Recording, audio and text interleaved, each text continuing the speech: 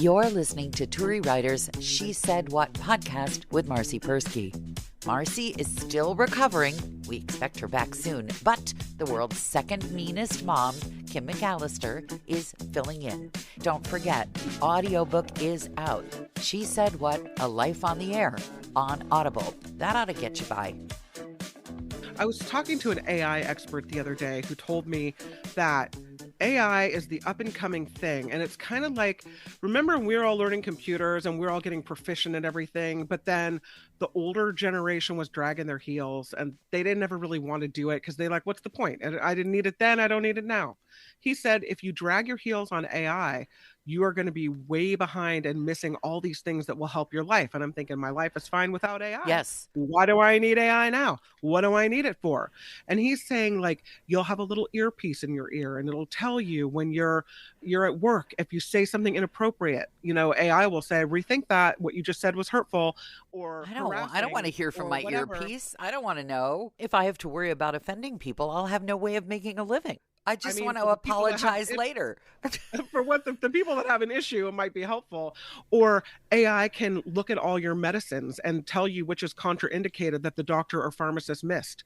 Like all these little things that could help you survive or help make your life better. Do you realize what permission this is for doctors to just F up right and left then? Oh, totally. I don't think the so. AI will catch it. Yeah, no. It's kind of like nobody looks when they back up anymore because they have one of those cameras. It's so true what you just said. Like if the camera, you're not on the camera, then it doesn't exist behind you. No, that's right. Turn your head, idiot. I understand this back and forth. I only bought the new used phone because I never buy a new phone because that's my goal. They're going to write on my gravestone, she never paid retail. Put that on I've assigned that to all the children. Just write that on my gravestone, never paid retail. Then everybody will know it's me, really me. And the other thing is there are certain politicians that if they're not sure whether I'm brain dead or not, they can put certain presidential images on the TV in the rehab center. And if I don't leap up screaming, then you'll know I'm really brain dead. Yeah. Is somebody coming to play an instrument? I see a small person. Yeah. It's that's Jacob. Hi, Jacob. Jacob is coming. He just got his hair cut, so he's coming to say what? How much time until you're done with your podcast? I don't know. I wonder that every week. As much time as it takes. I need to practice my piece. Oh, you can. You know what? I will allow you to practice it. Go ahead and do it. Thank you. I've already explained that music might be coming through the walls. You're good to go. You're good to go. They're like they want to practice. So here's the good thing about that. Yes. When my parents forced me to take piano, I hated practicing. I didn't want anything to do with it. They're like, I want to practice. How much can I practice? When can I practice? So that's the good thing. The bad thing is you'll hear in a few moments, there's no bueno. It's like a brand new saxophone player is not a good saxophone player. They play well with a brand new violin player. Man, yeah, it's true. Perfect together. Well, it's funny you should mention this because before he was disgraced, Louis C.K. had one of the funniest shows on television.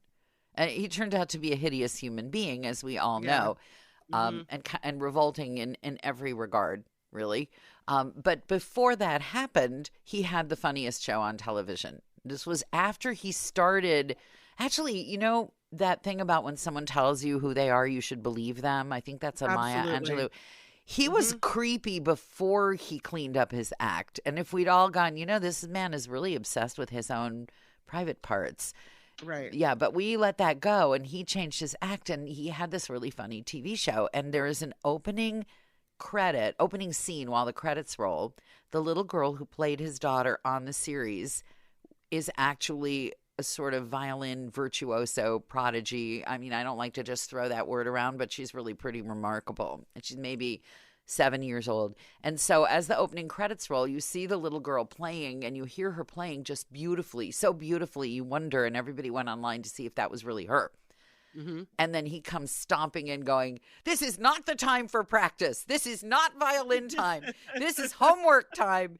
And of course, it's just what you're describing. It's hilarious because you're like, what kind of a mother am I? Like, my kid loves to practice. My kid loves, what is wrong with me? But that requires like a certain amount of detachment, which I'm not sure we have until they're, I don't know, maybe retired. I don't know. I do the same thing because my daughter will have a bunch of homework. Now she's a high school freshman. And so the homework has increased a bit. And she'll say, I'll hear her practicing the bassoon in her room for hours. And then Sunday night will hit and I'll say, all right, you got all your homework done and everything else? She'll say, no, I'm still working on my math. What? How could you prioritize practicing the bassoon and the oboe all weekend, which I heard you doing for hours on end, and not do your homework? It's very frustrating. It's this inability to prioritize, like get the important stuff out of the way first and then do the stuff that's fun for you. Okay, right? now I'm going to be the mommy devil advocate here. Uh-oh, Okay. here it All comes. right. What if she Yeah. really is going to be a professional bassoon player? It's like my mother complained, you hung around that radio station all the time. That's all you did with your after. You could have gotten much better grades if you were hanging around that radio station all the time. And I said to her, well, what if I'd hung around in the chemistry club and now I worked at a university as a, Nobel laureate Right. chemist? Would you say I'd wrecked my high school career then? Or if I'd spent all Right. my time in the orchestra and now I played with the Chicago Symphony, would you say? So it's not so much a matter of the fact that I found something I love to do and I did it. It's that, Mhm. what are the odds you're going to get to do this for any kind of lifelong occupation? Or then again, who really needs algebra now? Well, she's talking about it. She's like, what if I was a professional horn player? And I'm like, well, that'd be great. But I think sometimes we revert back to what our parents told us. And what my mom used to say to me is, your first job and only job is to do well in school and maintain your grade point average and get good grades. That's your job. That's your priority Trying to number think one, of what job my number one. parents said. That's your job. And you ended up And in then- radio anyway, so a fat And I lot of ended good it up in did. radio. What a waste that was. But that's what I tell her. And because I can almost hear it as my mouth opens, it's like my mother's voice coming out. Your only job is to do well in school. And I cannot stop myself. Oh, I boy. don't know what's wrong with me. Oh boy. I remember one time I got a poor grade. Here's what it was, Turi. I got a D in home ec in 8th grade. Oh, I salute you for that. I kiss you for that. God You bless had- you for getting a D in home ec. Good for you. You had to make these French knots on a pillow. And I couldn't make a French knot to save my life. And that was like the midterm project. And I got a D. Where's in home Mike ec. Lindell when you need him? See, I need a here's what My Pillow. I do have. I do have the kind of mother who would have marched in and said, "This is a ridiculous class." And you're asking for her to be graded on some ridiculous skill set that is not of any use to her at all. My mother might have done something like that, but I was already a little reprobate by the time I got to high school, so there was no point. So I get the D, and my mother says, we're in the car, and she finds out, and she pulls to the side of the road, and we're near this raggedy old like dive bar in Petaluma, California, which is where I live. And she points over at it, and she goes, you see that place right there? And it's the Buckhorn is the name of the place. Doesn't sound good. If you don't get better grades, you're going to end up slapping mayonnaise on sandwiches in the back room of the Buckhorn. God, I love your mother. From that moment to this, every time we pass the Buckhorn, my sister and I will cackle, or if somebody gets a bad grade, the family note is, you're going to end up slapping mayonnaise on sandwiches in the back room of the Buckhorn. Come to find out later in my life, they don't even serve sandwiches at the Buckhorn. It's like a dive bar. They don't have bar food there. You go in and you order your, vodka straight up or whatever. In a way, you should be glad that your mother didn't know that. Yeah, very true. I mean, really, did you want to have a mother who knew the entire menu and offerings at the Buckhorn? Probably you're better off No. not. Yeah. But I spent a great portion of my childhood looking at that place, thinking about some poor guy in the back slapping on the mayonnaise. Yeah. Yeah. I saw a play actually where somebody's quest was to make a perfect sandwich, but yeah, it didn't speak to me. I'm not a sandwich maker. A lot of us, who are careful with our carbs have given up sandwiches, and that's really kind of a shame. Well, when it you shows think you about got it. good grades in school too, I suppose. I don't know. Me? Good grades in school? I'm telling you, I was at the radio station all the time. And then they had this alternative program for kids who lipped off too much. And some of us did really well in life. And well, most of us did better than I did in life. I'm kind of the black sheep of the Center for Self-Directed Learning of the fancy high school. That's me, sheep. But when you get to be a mother, when you speak about the things coming out of your mouth that are straight out of your mother's mouth, I think in a way I come up with really horrible things to say to my kid all by myself. I'm just that kind of mean. When we were moving back here, Me and mom. Yeah. I am. I used to give my kids like a catechism. Who's got the meanest mom? We do. We do. And I trained them. They all had to recite, like both of them as a chorus. And what does your mom say? All together, my mom says no. So, can we get all the kids in the class are going to, and this is awful, but we lived in Oakland and I used to threaten them with the public school across the street.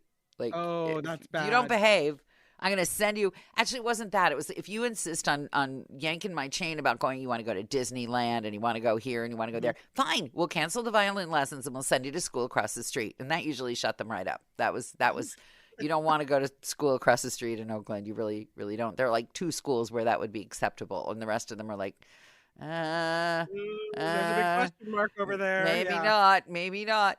And God bless the teachers. They're trying. So my kids are, this is me being my worst ever mommy speech to them. Worst. We're moving back to Chicago. And they have to take a test to go to the public school, this fancy public school you have to test into. The older one does. We have these fancy, I don't know if you have them where you are, the magnet schools. Yeah, my kid went. Right. So this is a public school. Yeah. There are like 10 of them in the city. And it's a 3-phase process. You have to get a certain amount of grades. You have to get a certain standardized test. And you have to take an entrance exam. So we come back to Chicago. We're moving from California to Chicago. And I send the big cutie to take the test. And I look at him and I say, if I have to move to bleeping Evanston because you bleeped around on this exam, I will never forgive you. Yeah. How'd it go? Well, I'm sure someday he'll be in therapy. What can I tell you? He quit the violin, so he showed me. Yeah, that's true. But he made it into that school. He did. There you go. He did. Yeah. He did. But, you could find yourself saying these things where you kind of leave your body. People say when they have traffic accidents that they have these out-of-body experiences. I have the out-of-body experience when I catch myself being just like the worst mommy in the world. That's when I have I cannot believe you just said that to your kid. That was, you said that to your kid. That was mean. That was just downright awful. I know when my sister looks at me askance, I've really done it. She'll look at me, I'll say something, and she'll look at me like crook her head a little bit, and like her eyebrow will raise, and I'll be like, oh, I guess I went too far with that one. Okay. Yeah, I have a version of your sister flying around over my head. That's right. It's exactly what it is. My problem is being a yelling mom. Oh, they did a movie about me. Old Yeller, that's me. I try really hard because I recently read this report that said that yelling at your children can be as traumatic as physical and other types of abuse. Well, I don't want to cause them trauma. And also I want a calm house.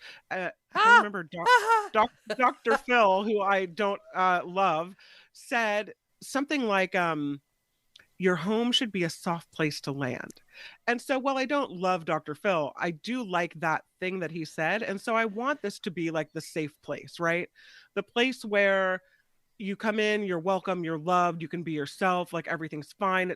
It's not a stress place to be. It's a good place to be. I'm going to take issue with the soft place to land. For example, let's just think about this. The seat on the airplane, okay? Yeah. It has a nice soft cushion, but the exterior is set up to withstand a tremendous amount of force. And I think child rearing should be similar.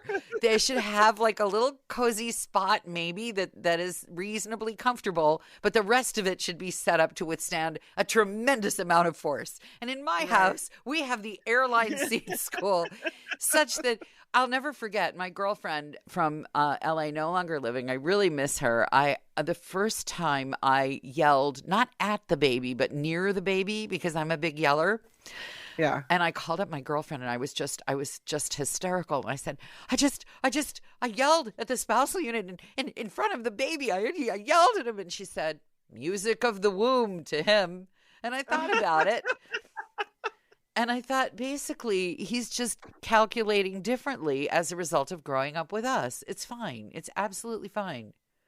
You just yell if you need to yell, because if you don't yell, you'll do something worse. I'm convinced that all these mommies who never, ever yell, yeah, they're stopping in at the Buckhorn every night for 2 or 3 shots. Yeah, they are. That's how they're where they're coping. headed. Yeah. That's what I think. That's part 2 of Turi Ryder's She Said What podcast with guest host Kim McAllister. We expect Marcy Persky back soon. In the interim, if you feel lonesome for my voice, pick up the new audio copy of my book, She Said What? A Life on the Air. It's read by me, and you can find it on Audible.